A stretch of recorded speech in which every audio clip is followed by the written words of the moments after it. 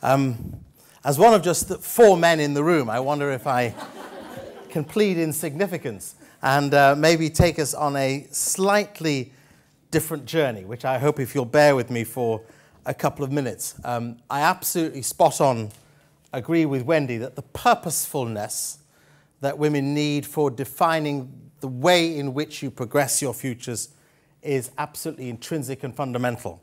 One of my roles for 2 years at KPMG was to look after the diversity portfolio, and in that I became significantly unpopular because I advocated quotas. And I advocated quotas to the irritation of many senior women because the existing systems don't work. And what quotas do, in my limited judgment, is, having also had to address other minority-based concerns myself, is that quotas enforce decision makers to have to take account of those they would otherwise disregard. So if that's an uncomfortable paradigm for you, I apologize, but I won't give up my passion for women's quotas, particularly in the company of women. And I do feel personally that actually some of the greatest disincentives to women's progression are women who've made it and won't allow others to get through. I note the nods because you've all come across them, and I've come across them too, and aren't they horrendous? Let me take you on a slightly different journey for a few minutes and take you back to April the 24th, just a couple of weeks ago, and to a place called Rana Plaza in Dhaka in Bangladesh.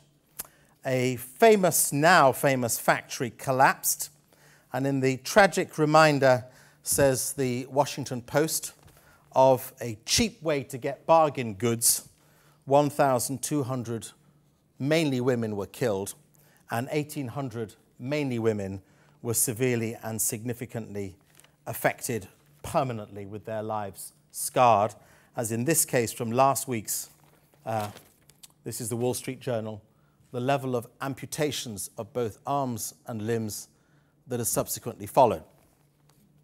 I've been particularly burdened by this example. Here is another from the International Herald Tribune, US retailers resisting garment deal.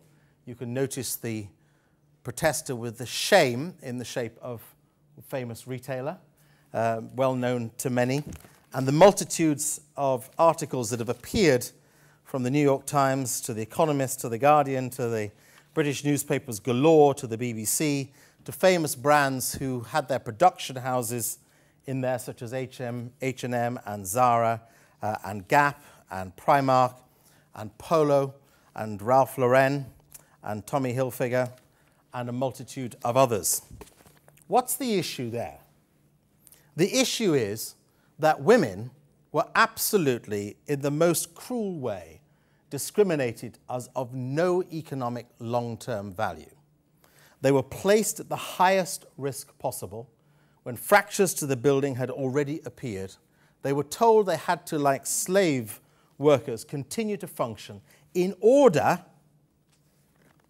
that we can buy cheap clothes. That's the truth.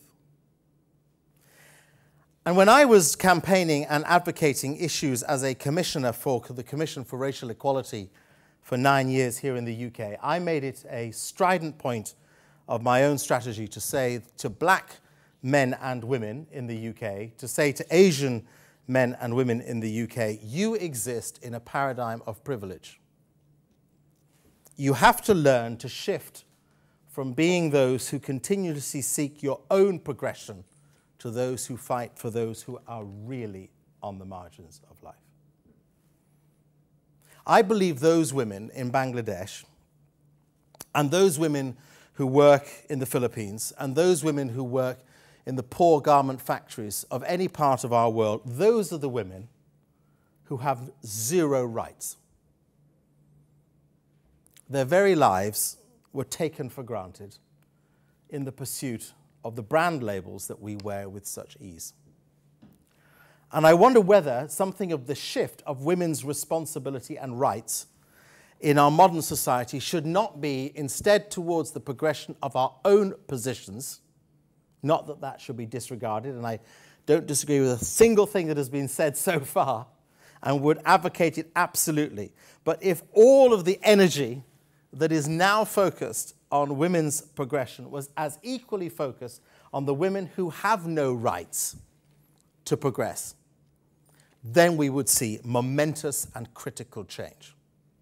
So it will come down to our clothing choices, the extent to which we're prepared to pay for the right of others to be paid decently, whether or not we will actually protest and object and even refuse the brand labels that will not give dignity to disadvantaged women, whether it matters to us enough to hold them to account for the abuse, some of which is built into the economic model, and whether we're big enough to do what this remarkable woman did. Why does Malala Yousafzai appear on the front cover of Time magazine's 100 most influential people in the world? Is it not the direct suggestion that this 15-year-old girl who began her campaign of advocacy at the age of 11, and in fact, if you read the small piece in here, it's written by Chelsea Clinton, describes courage, that she is a symbol of courage and conviction.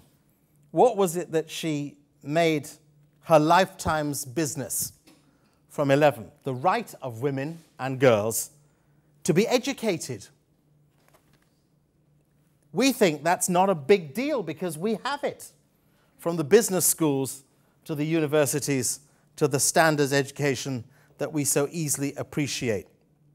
But I believe that we are at an interesting paradox in our complex Western world at the moment. We have diversity campaigns for minorities of ethnic communities, for people of different sexual orientations, and for women, all of which are legitimate and must continue. But the excessive energy devoted to the progression of those who already enjoy privilege is out of kilter with a broken world. And my argument would be that in the balance of the purposefulness that we seek, we should be at the center of building a new civil society activism, which is not just about irritable protest, but is also about the advancement of basic rights. Wendy referred to the Mobiles for Good Summit, so I get one of my mobiles out, and here, if I may refer to an email received this morning. I am a trustee of the Vodafone Global Foundation. Vodafone, for those of you from another country called the United States, never heard of it myself, but well, I do know. Half my family live in the USA. That Vodafone owns 49% of Verizon, and there is a battle on between whether Verizon or Vodafone will eventually eat one another up. I can tell you I know the answer to that, and it begins with V. And so you need to think about that. But here is an email that arrived this morning from the director of our foundation, Andrew Dunnett, who sends information around to the trustees. Last Thursday, he said, was the world's first fistula day. Do I need to explain what obstetric fistula is? I do? I do? Oh, right. Okay, obstetric fistula is a condition that only affects women. It is a condition brought about largely because of too many early childbirths, or a combination of too many early childbirths and rape. And it debilitates a woman's capacity to contain and control her bladder functions. She effectively then becomes incontinent at a very young age. Large numbers of women in very poor communities, particularly in southern Africa, opt out of any form of civil life, education, or working opportunity simply because they cannot control their bodily functions. They then become essentially a new form of untouchables. Vodafone identified in Tanzania that there were 28,000 women who had responded to a mobile campaign identifying themselves with the condition of obstetric fistula. We began a program last year to notice not only how many women there were, but to raise the resources to allow women to obtain the operation of correction. It can be corrected. The operation takes only a matter of about an hour and a half.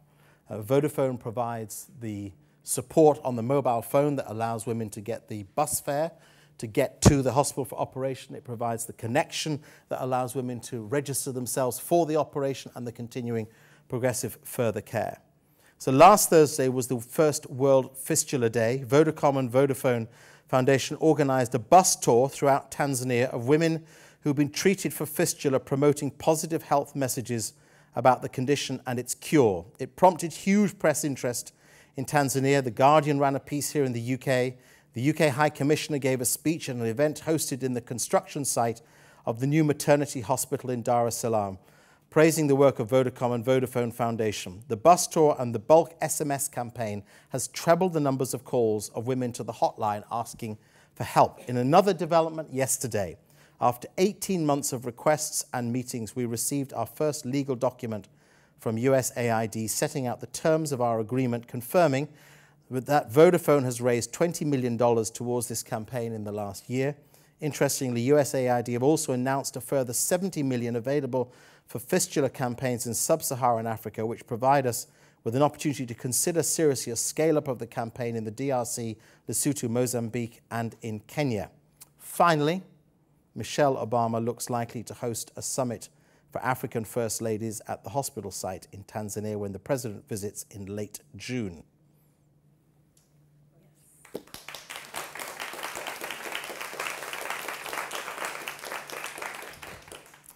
We have a choice as Vodafone, or I say in my role here as BT. The choice is to campaign just for the progression of women in their own right,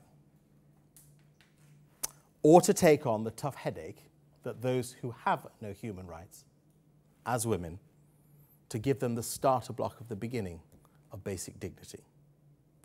I want to see the energy you possess moving in that direction.